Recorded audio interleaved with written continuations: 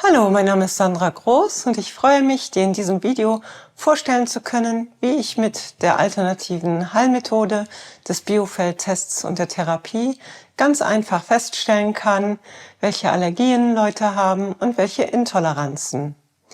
Ich behandle Leute mit dem Biofeldtest schon ein paar Jahre lang und von Beginn an habe ich ihnen geholfen, Allergien auszuleiten und mit Intoleranzen besser leben zu können. Wie der Biofeldtest und die Lebenstransfertherapie ganz genau funktioniert, habe ich in einem anderen Video erklärt, das ich unter diesem Video verlinken werde, wo du das dir anschauen kannst. Für heute habe ich eine Klientin in diesem Umschlag. Da ist eine eingetrocknete Blutprobe drin, die ich testen möchte, welche Allergien und Intoleranzen sie hat. Das Ganze funktioniert so, dass dadurch, dass ich ihre eingetrocknete Blutprobe in diesem Umschlag habe, sind alle ihre Gesundheitsinformationen aus ihrem Feld auch für mich testbar an der Blutprobe. Und umgekehrt, wenn ich diese Blutprobe mit Informationen bespiele, die die Allergie aufheben, da gehören viele Schritte dazu, das werde ich später erklären, dann überträgt sich das auch auf den Spenderin oder auf die Spenderin oder den Spender der Blutprobe, weil sie eben durch ein Feld noch verbunden sind. Das hier ist der Horizontaldipol, mit dem ich teste. Und je nachdem, wie lang ich den einstelle, das ist ganz reingeschoben. Ich habe die Standardeinstellung. Ich habe eine Einstellung für negative Abstufung und ich habe eine Einstellung für positive Abstufung. Je nachdem, was ich gerade teste, benutze ich eine andere Länge des Dipols. Und jetzt schaue ich mir hier diese Blutprobe an und erstmal schaue ich, ob ich eine Verbindung zu dieser Blutprobe herstellen kann. Und ihr seht oder du siehst, die schwingt sehr schön. Und als erstes frage ich ab, darf ich testen? Ist eine Therapie erlaubt? Ich teste und therapiere nur mit Einverständnis meiner Klienten. Bevor ich diese Blutprobe testen kann auf ihre Gesundheitsinformationen, muss ich schauen, ob diese Person im Moment ein ausgeglichenes Energiefeld hat. Wenn diese Person zum Beispiel gerade unter Schock steht oder große Ängste hat, könnte ich sie nicht gut testen. Und deswegen nehme ich hier das Informationsröhrchen Energiefeld und schaue mit der Standardeinstellung, ob das Röhrchen schwingt und es schwingt. Das heißt kein Befund, das Energiefeld dieser Person ist das in Ordnung. Als nächstes nehme ich das Teströhrchen für die Allergien und das sind hier die Allergien und ich teste, gibt es dort einen Befund. Und ihr seht oder du siehst, der H-Dipol bleibt stehen. Das bedeutet, diese Klientin hat Allergien. Mich interessiert jetzt noch, ob sie auch Intoleranzen hat und nehme hier das Röhrchen für Intoleranzen. Und ihr seht, bei Intoleranzen schwingt es. Es gibt einen Unterschied zwischen Allergien und Intoleranzen. Allergien kann man löschen. Und Intoleranzen kann man nur die Auswirkungen im Moment der Intoleranz auf den Klienten reduzieren. Aber Intoleranzen kann man mit diesem Verfahren nicht löschen. Bei einer Intoleranz ist es so, dass der Klient eine bestimmte Menge der Substanz, die sie nicht verträgt, in ihrem Körper haben muss, bevor sie Symptome bekommt.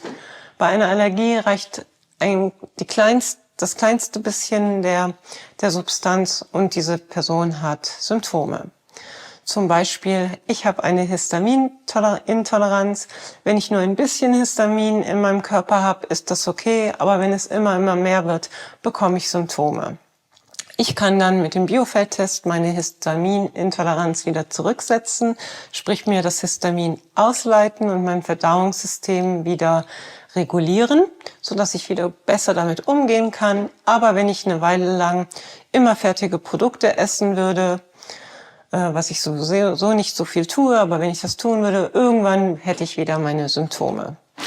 bei einer Allergie, bei der Pollenallergie zum Beispiel, wenn man herausgeht und da sind Pollen, hat man sofort die Symptome. Aber Allergien kann man löschen mit unserem System. Also ich muss immer sagen, ich bin keine Ärztin und das ist eine energetische Unterstützung. Und natürlich sind diese Sachen, die ich hier mache, nicht von der Krankenkasse anerkannt. Aber für meinen Sprachgebrauch sage ich jetzt einmal, ich kann Allergien löschen. Und wir gehen halt jetzt zurück zu dieser Person. Und das bleibt stehen, also Befund Allergie. Jetzt schaue ich, womit korreliert dieses Röhrchen Allergie. Und Korrelation würde bedeuten, es schwingt. Das bedeutet, wenn ich jetzt hier die richtige Allergie daneben lege, dann schwingt der HD-Pol, damit ich herausfinde, welche Allergie es ist. Um herauszufinden, welche Allergie es ist, gehe ich erstmal grob wieder von Kategorien, immer top-down, von oben nach unten. Die erste Kategorie an Allergien wären Duftstoffe. Die lege ich dazu. Und es korreliert nicht, weil das Allergieröhrchen noch da liegt. Das heißt, es ist keine Allergie gegen Duftstoffe.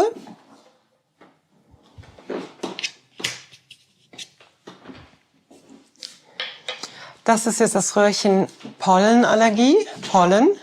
Und da schwingt es. Ich weiß also, diese Klientin hat eine Pollenallergie. Jetzt, wenn ich den HD-Pol über die Blutprobe lege, schaue ich, ob es komplett ist. Habe ich alle Allergien? Nein, es gibt noch eine andere Kategorie. Die nächste Kategorie wäre Hautallergie. Ich schaue mal, ob es mit der Hautallergie korreliert. Nein.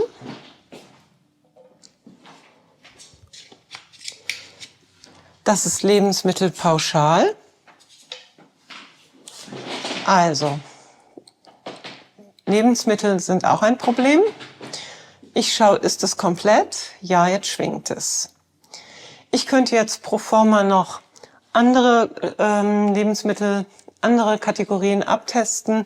Da sind noch Lebensmittelzusatzstoffe, toxische Formen, das wären Nüsse und solche Geschichten, und Schimmelpilzsporen, kosmetische Zusatzstoffe. Aber ich weiß, ich brauche das nicht mehr aufs Brett legen, weil ich schon beide Kategorien gefunden habe. Und jetzt schaue ich Pollen. Welche Pollen? Ich lege das Lebensmittelröhrchen weg und schaue erstmal, welche Pollen sind es. Jetzt schaue ich Ambrosia.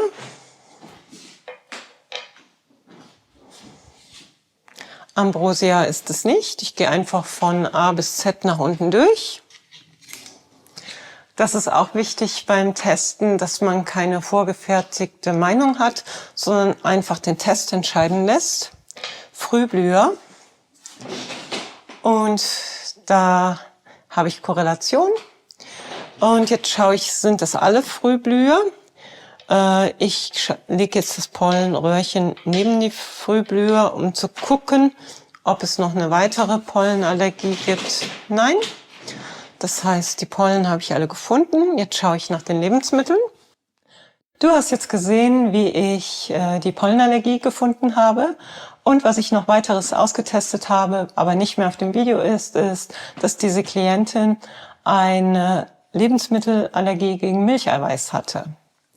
Im Folgenden würde ich jetzt die Entzündungsherde finden und suchen von dieser Person. In der Regel bei Atemwege, eine Allergie mit Atemwegen, sind oft Nasennebenhöhlen, Entzündungsherde oder Tonsillen, also die Mandeln.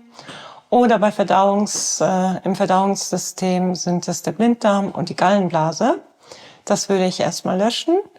Ich würde dann das Allergen ausleiten, schauen, ob es sonst noch Mikroben gibt in den Atemwegen oder im Verdauungskanal. Und ganz zum Schluss wird ein Komplex aufgelöst, der besteht aus Mikroben, Schadstoffen und inneren Konflikten. Das ist dann einfach die Disposition zur Allergie, die man damit noch löscht. Und damit bin ich in der Regel gut gefahren. Also ich habe viele Klienten, denen ich so die Allergien ausleiten konnte.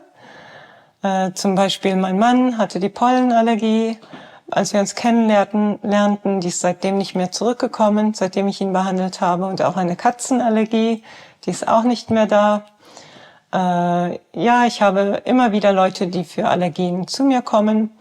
Und wenn auch du interessiert bist, für die Allergiefindung erstmal, welche habe ich überhaupt, und Ausleitung, kannst du dich gerne bei mir melden. Auch Intoleranzen ist es sehr gut, wenn man weiß, welche es sind, auch wenn man sie nicht komplett löschen kann. Aber man kann immer wieder das Verdauungssystem regulieren, sodass man den Stoff wieder besser vertragen kann, bis sich eine bestimmte Menge angesammelt hat. Gut, ich wünsche dir noch einen schönen Tag und bis bald.